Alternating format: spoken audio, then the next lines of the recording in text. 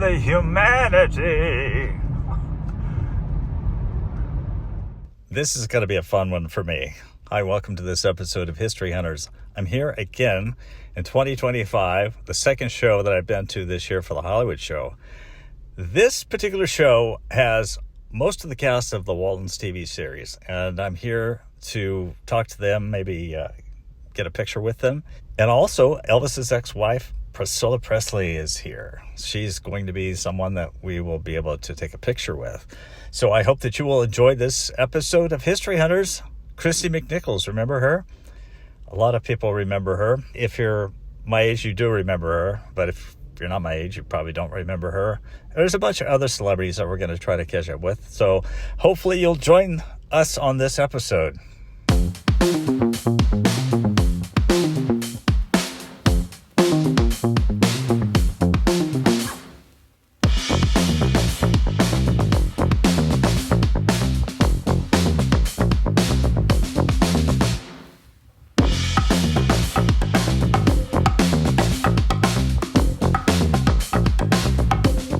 I paid a little extra price to be part of the early entry, and some of the celebrities who showed up early were Bruce Boxleitner, who starred in the Disney movie Tron, as well as some Western films. Also appearing was Billy Mumy, who played in the TV show Lost in Space. I was pleasantly surprised to see Keith Thibodeau, who played Little Ricky in the black and white I Love Lucy TV series. Daddy, are you sick? Take out your tongue and say You better have your tonsils out. Come down to my office tomorrow. Okay, I will. He also appeared with Ronnie Howard in an episode of Andy Griffith's show, but just as soon as the show started, I got a dose of reality of the expense of collecting autographs directly from the celebrities themselves. What are you charging? It's $40 for any autograph in Mississippi. It's $30 for a photo with you. And then the combo of both of them would be $60 instead of $70. Oh, really? Okay. And this is $50. So a side photo is how much? $40. And this is $50. And I'll sign it. Have you ever heard of David and the Giants? The Christian band David and the Giants? I don't think so. Yeah, that's the band I play with. Okay, awesome. So you still live here? Still in Mississippi? That's awesome. So this way, I want you to look at them. I want to see if you like it.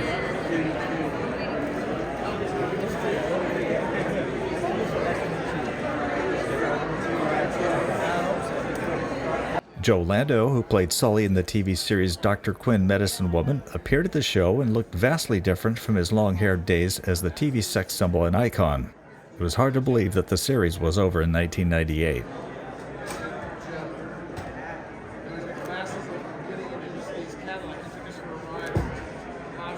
The show also featured the three members of the singing group Wilson Phillips, including China Phillips here.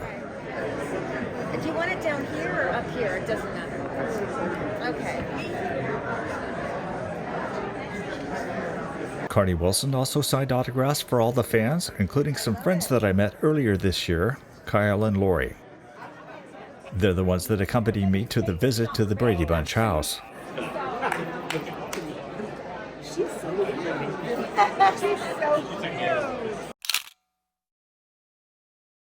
The Waltons TV series ran for 9 seasons from 1972 to 1981 and took place on the fictional Waltons Mountain in Virginia. The show was a creation of screenwriter Earl Hamner Jr. based on his 1961 book Spencer's Mountain. The stories on the Waltons are based on events in Hamner's childhood from 1933 to 1946 during the Great Depression and World War II. Most of the Waltons family cast were present for the Hollywood show, except for Mary Elizabeth McDonough, who played Aaron Walton, John Walmsley, who played Jason Walton, and Ralph Wade, who passed away in 2014. What was it like being on the Waltons? It was work. Was it like being on your family, or was it just work?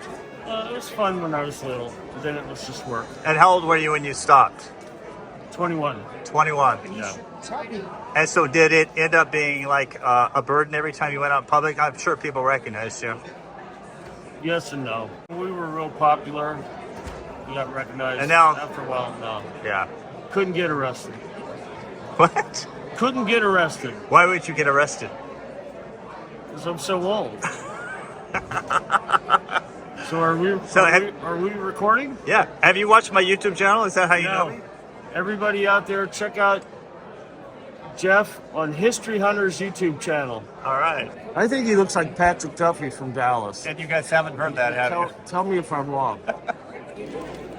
Judy Norton, who played Mary Ellen Walton. Hey. Hey, how are you? How are you? Good. So tell me about your YouTube channel. Well, it is about behind the scenes of the Waltons.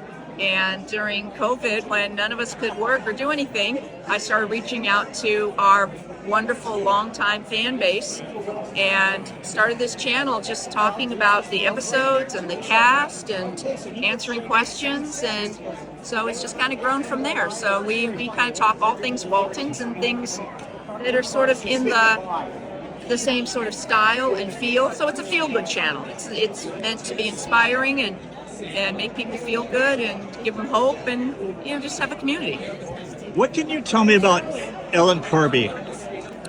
Ellen was remarkable. I mean, she was a tremendous actress. She had an incredible career. I just released a segment for her birthday because her birthday was, I think, June 3rd. So I did a segment in tribute to her for her birthday. And I was looking over her incredible history in Hollywood and all the films and the nominations that she had and the amazing actors and actresses she worked with. And she brought all of that into play when she came to the Waltons, and she was a mentor to us younger cast members, set a wonderful example, and she was just adventurous and full of life. Let me ask you about Will Gehr. Oh, well. I wrote to Will Gehr when I was a kid, and he took time to write this cranky letter to me. Just for a little background, in 1975, as a 13-year-old, I wrote to Will Gehr asking for a handwritten letter, and I received a response. And if you ask me, the content of the letter was a little cranky. And here's what it read. Dear Jeff, if I sent a letter to everyone that wants one, I wouldn't have time to be on the Waltons or anything else. I think you should find better hobbies than just collecting. You must have other reasons for wanting it.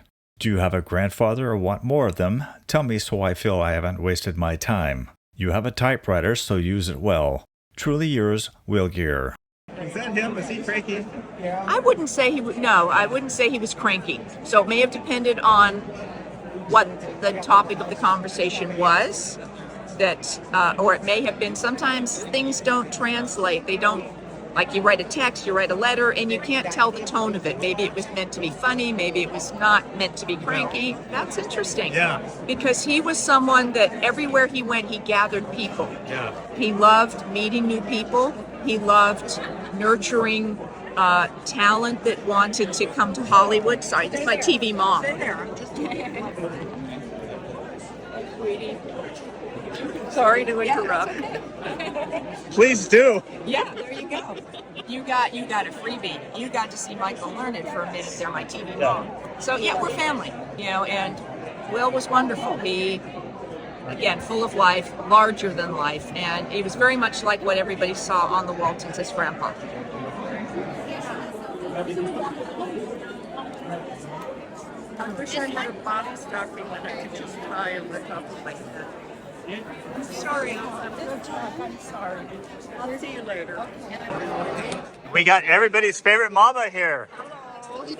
I'm sitting here selling pictures of myself, which is a little too tacky. Olivia would not approve. No, but I'm not Olivia. None of that. Well, I sort of am, and I'm sort of not. Hi to you all. Hi to you all.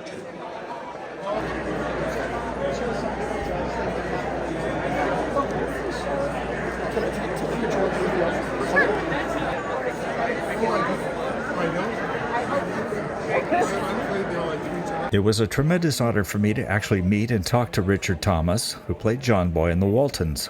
Although I didn't get any screen time with him because he was busy throughout the show, I hold out hope for an interview when he comes to my hometown in November to portray Mark Twain. He's a very pleasant, very friendly man, and obviously enjoys interacting with fans of the Waltons. Jerry, this is Paul. Is that exciting?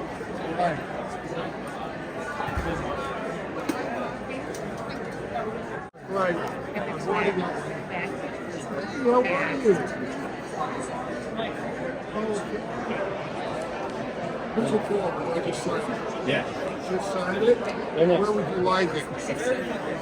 You want it in black? You want it in gold? Black is better. The gold fades. This is white. Black it is $40. Any signature, $40. There you go. So David was telling me that he doesn't get recognized anymore. Is that the case with you? Or It depends on the context. You Yeah. know, if we're like coming for an appearance like this, then yes, I'll get Right. recognized. But if you're out at 7-Eleven, no, they don't put two and two together. no, it's been a few years, so there's definitely. But the reruns are forever, aren't they? Yeah, but those are of a 12 to 22-year-old, not someone that's in their mid-60s. So there is. So, but you have younger people watching the reruns, right? Yes. Right. Yeah. Do you All generations are seeing. Do you still get fan mail? Yes, I do. Yeah, I would expect you A to. lot of it from Europe, interestingly so. Wow. Yeah. What is it about Europe? I don't know. I know, especially Germany, they just have always had a love affair for the show, and they keep on seeing it. And when I get letters, I get them from Germany. Well, isn't it basically a representation of America, like wholesome American values? Yeah, but if you think about Germany, when it comes to the Depression, they have a whole different viewpoint because of what was going on in the war. So it's very interesting for them, I think, culturally, to see what was happening in the world while they were destroying it. I mean, I'm being blunt by it, but that's really what was going on. So I think for them, they like seeing that there was maybe less affection than they were actually fearing. Not to go a little heavy. So, are you retired? I am semi-retired. Okay. I still have my messenger company, so I work every day a couple of hours, and I take my Fridays off. So it's easy enough that we can go travel. Appearing both days was George Hamilton, who performed in a lot of interesting movies over the years, including Where the Boys Are, Love at First Bite, and Zorro the Gay Blade. And in 1971, he portrayed Evel Knievel in a film.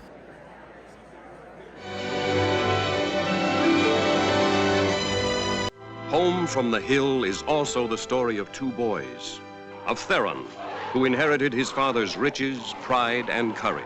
He's the best there is, and if you were any kind of a man, you'd be proud of him and love him. His mother was a tramp. George Hamilton looked very tan and fit for his age of 85. I met a fan of the channel here at the Hollywood show. What's your name? Mark. Mark? Yeah. And you're from Ohio. Yeah, Southern Ohio. Police Department. Yeah. Retired PD. So Yeah. he loves the channel, and gosh, I wish you all could come here so you can say hi to me. Yeah. He specifically likes the one I did on, which one? Gary Cooper. Oh, Gary Cooper. I know. I knew. That's a good one. Yeah. Good. Yeah, because we visited filming locations. Right, for that. right. So, anyway, I'm glad you said hi to me. Yeah, me too. Walter Koenig, who played Chekhov in the original TV series Star Trek, also appeared at the show.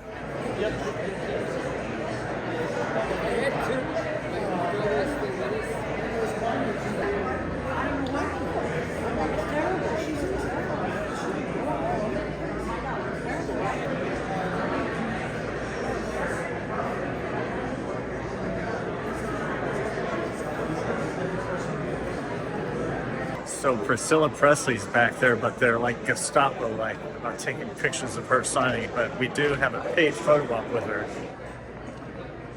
George Hamilton in the silver hair is trying to say hi to Priscilla.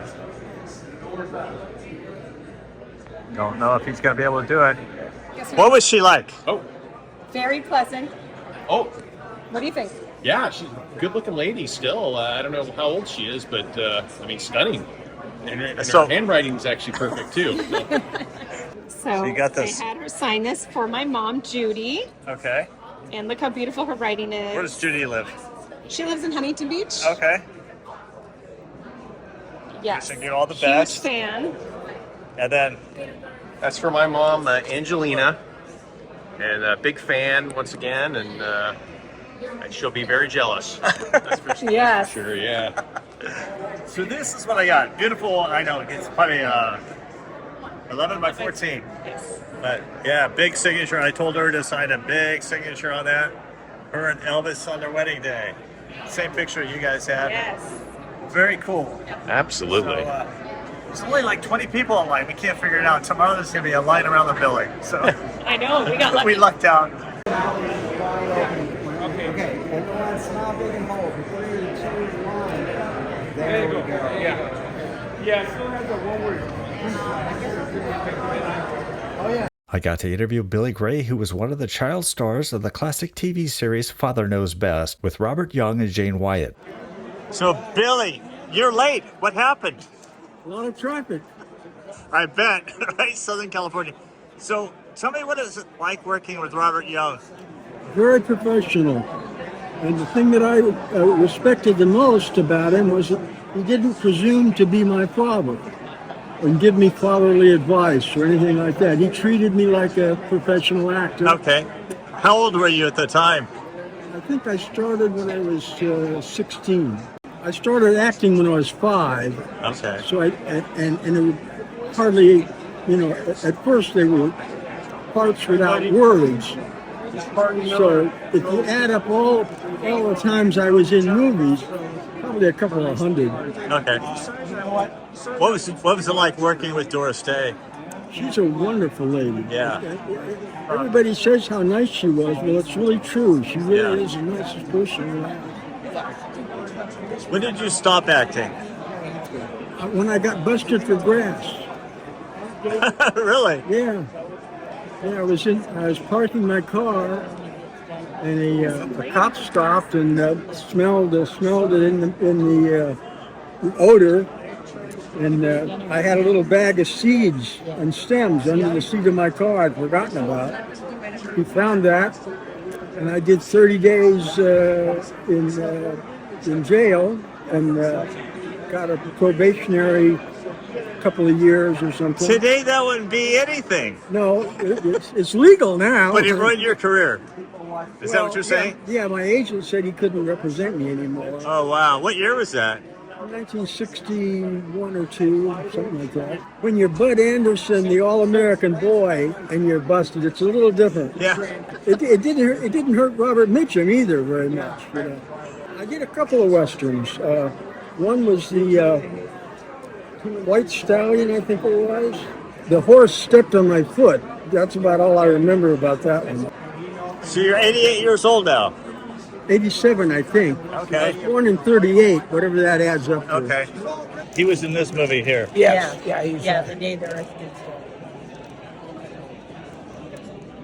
Let me see. There. Small print. Got it? That looks like one of those 50s horror movies.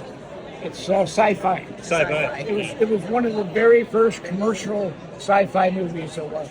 Oh, wow. And what'd you say? Who was it that has the rankings? I remember. How do you stay so healthy? Smoking pot? It didn't hurt, I don't think. I don't know. They say it affects your memory, but I never had a very good memory in the first place, so I can't say. Well, it's nice talking to you. Okay. So I took a break from the show, but it's been a pretty successful show. A couple of people told me they didn't want to be videotaped because the contract states not to do any videos, but they did them anyways. I saw him in the Killer Mafia. So the sun closes on this show on Friday. I just got done doing some photo ops. John Boy Walton, if you Waltons fans, eat your heart out. Also got a cast photo with them.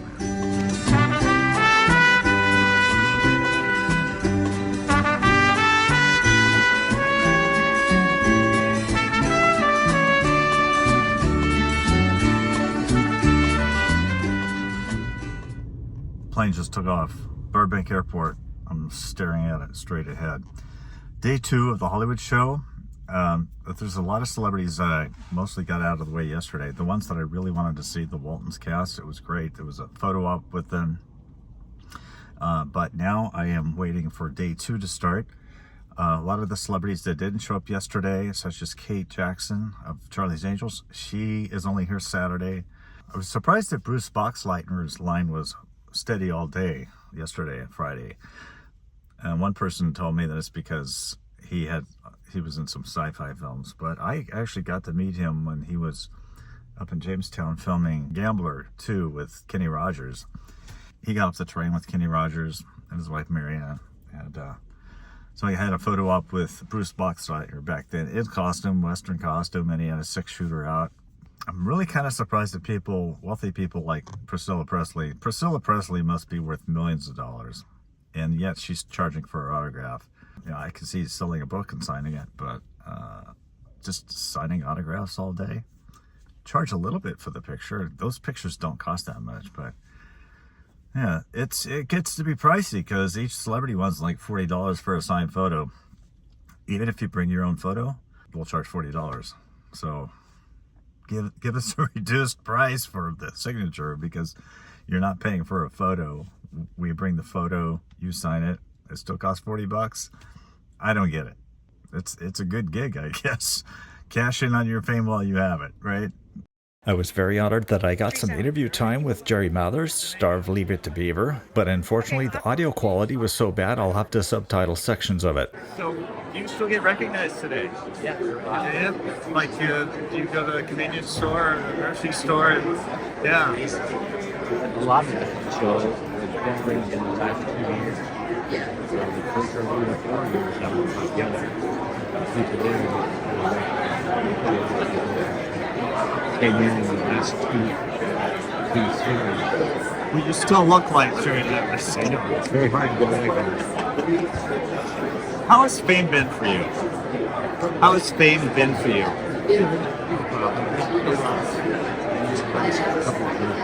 So you have to do this, you have to do that. For me, it comes easy. So do you enjoy meeting new fans? Yeah. I saw that your mom's still living. Wow. How old is she? 98. 98. Wow. So you come from a good genetic background. Good for you. I love meeting you. All right.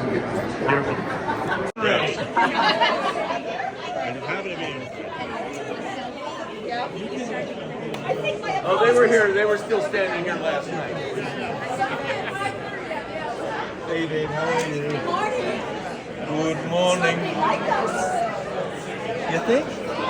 I saw some. Oh, it's all good. This place to come, people waited outside of it. We left at we were at 2 o'clock. I don't even know if she ever came. What a waste.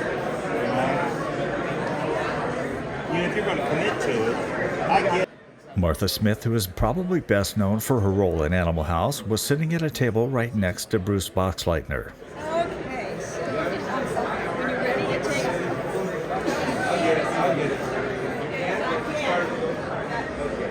You get some tea. Indiana Jones actor John Rhys Davies walked into the room with a burst of applause and was very much in demand for autographs all Saturday afternoon.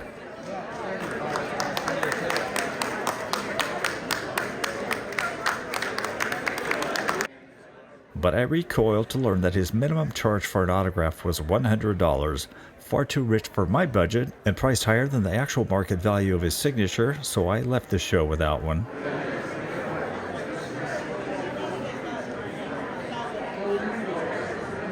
I'm going to go ahead and do it.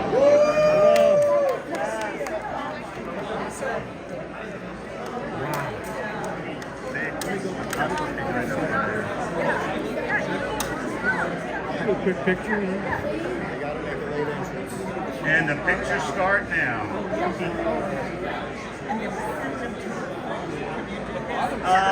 Yeah, we can do that.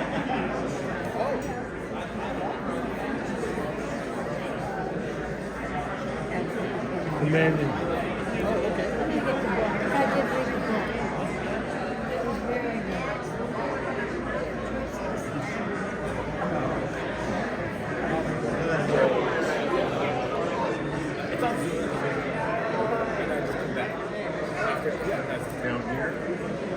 I avoided Jeffrey Jones because of the creep factor.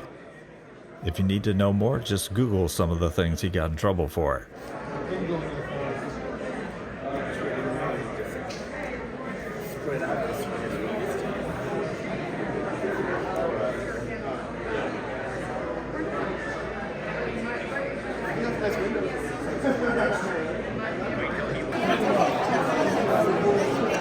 I just tried to get some video of Garrett Morris from Saturday Night Live, and I was told that I would have to pay for a picture. So guess what? No pictures soon.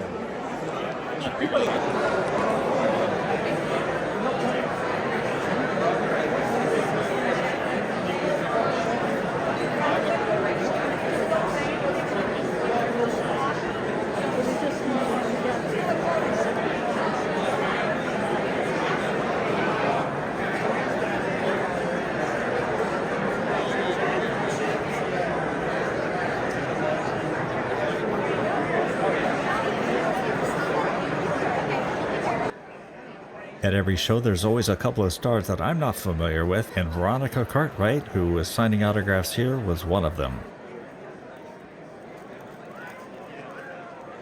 Actor Chris Bartlett, who donned the C-3PO suit for the Star Wars television programs, was interviewed by a TV production crew during the show. On Halloween 2009, C-3PO was summoned to the White House to meet President Obama. Bartlett was the one in costume and in character when he met with the first family. Yeah, well, I'm an actor. I've been an actor for 19 years, and I've been cast as C-3PO back in 2006, playing every live-action appearance that I've seen on television. Yes, so I also do the voice, and when they brought me in for the they put me together, they turned up the sound system, and I said, oh my God, this is like that.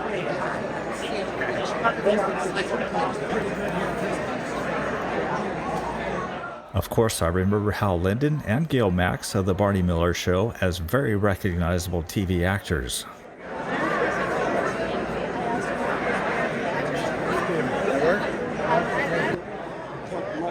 I'm with him. He said the guy behind you. Okay, I want you to know that I'm not just so much. Ron and Denise.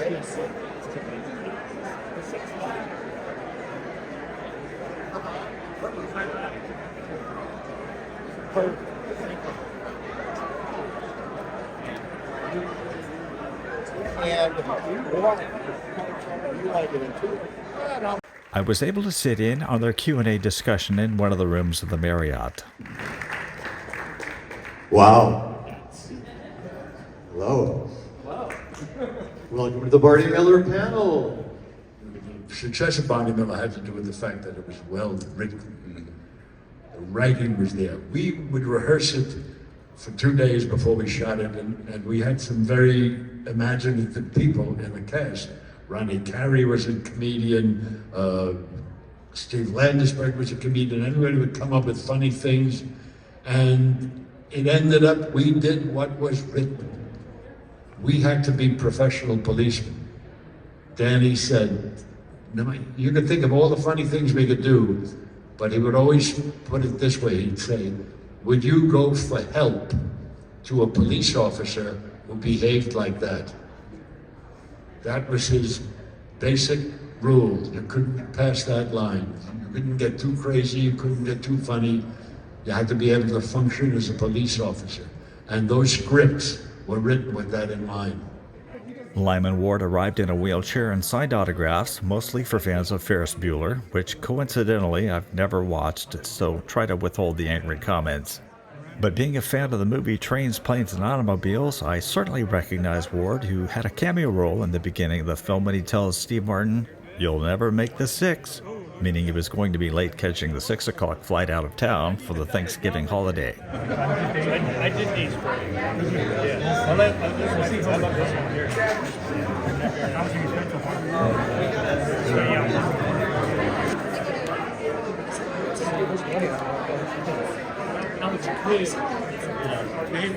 Where?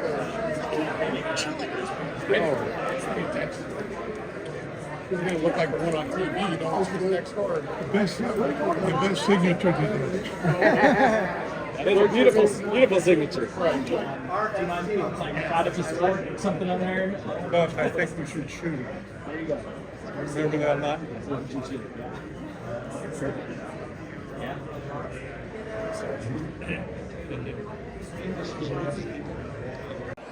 A beautiful model, Christina Loken achieved her breakthrough role in Terminator 3: Rise of the Machines in 2003.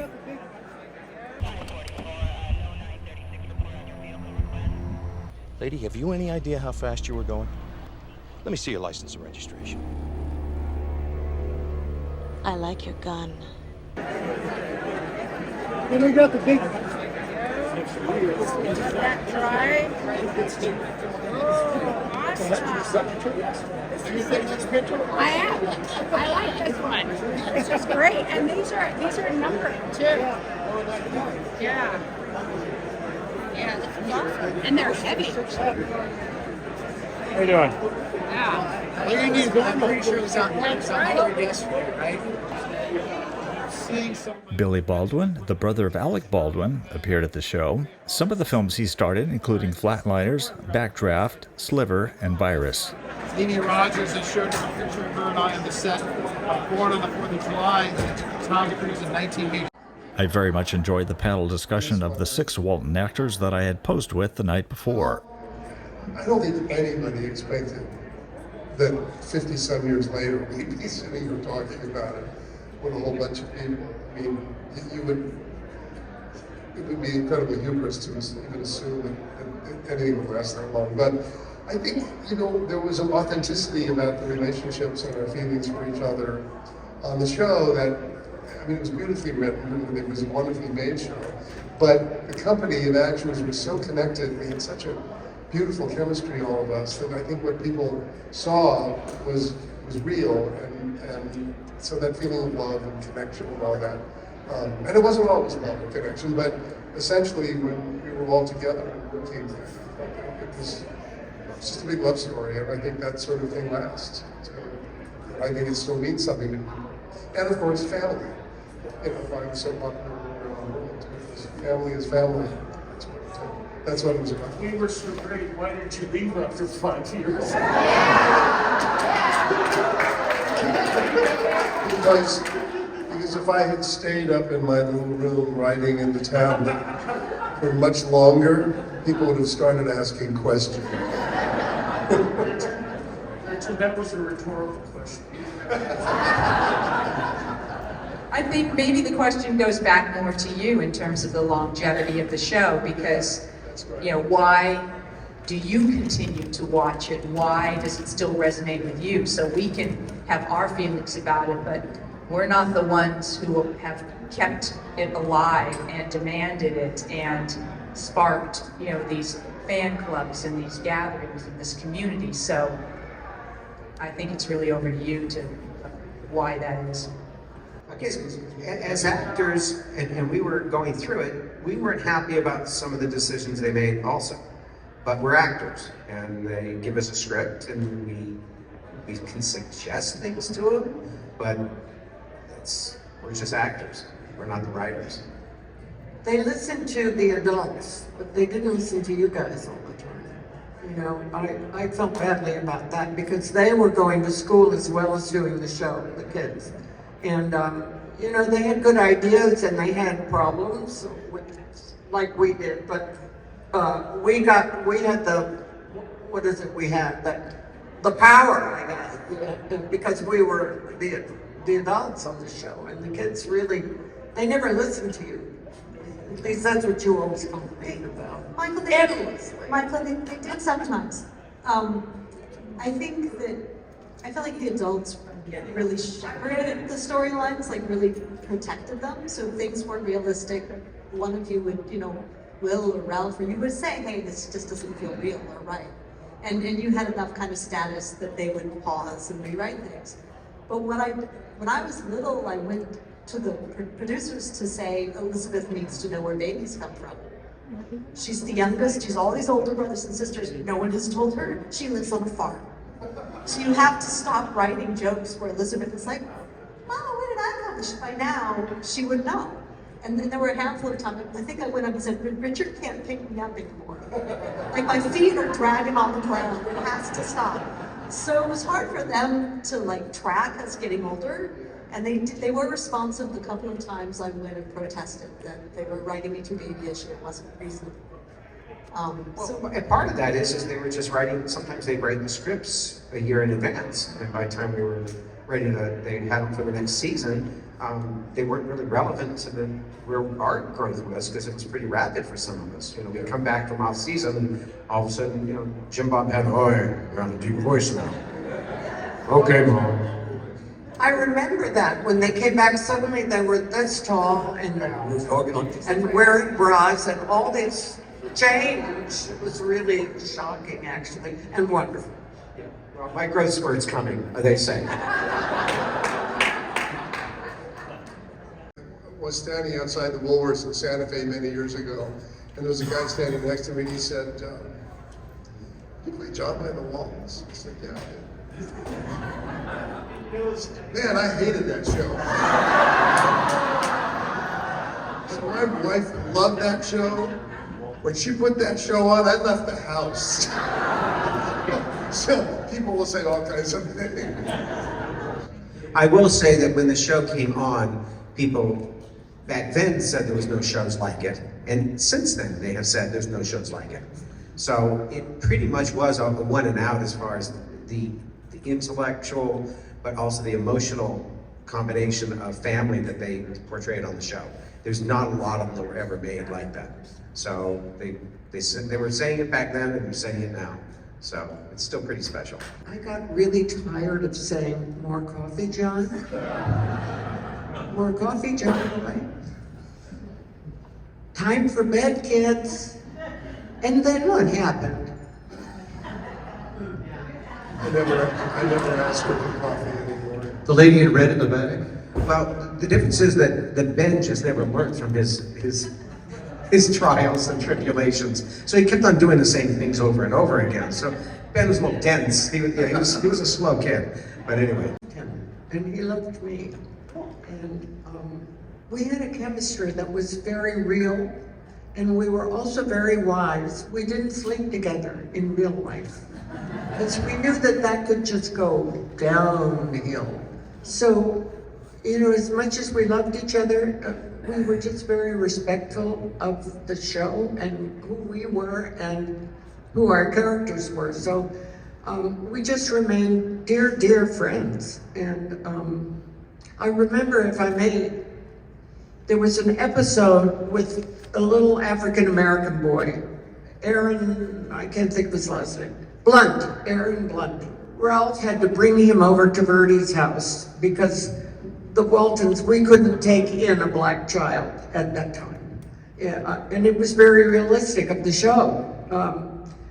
And I remember Ralph, when he left that little actor, Aaron Blunt, and Ralph walked away, and all you saw was his back on camera, but I'm telling you, he was acting with his back. You actually knew what was going on inside his heart as he walked away, just from his back. That's all I want to say about Ralph, and I loved him. We all loved him. Ralph and Michael were great, the gatekeepers of honesty on the show and in our play. Ralph was impatient with anything that was going to be fake or false, and rehearsed till he got it right.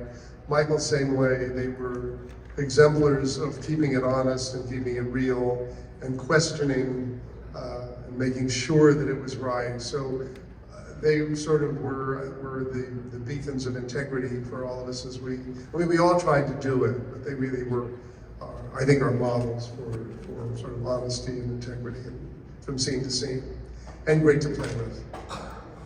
I want to end this episode with special thanks to History Hunters channel fan Brian Thompson of Newman, California, who spotted me at the show and offered many words of encouragement. I really appreciate his kindness and support and know that there are tens of thousands of you who would do the same if you were given the opportunity. Thank you so much for watching this episode of History Hunters, and let me know what you thought of this video.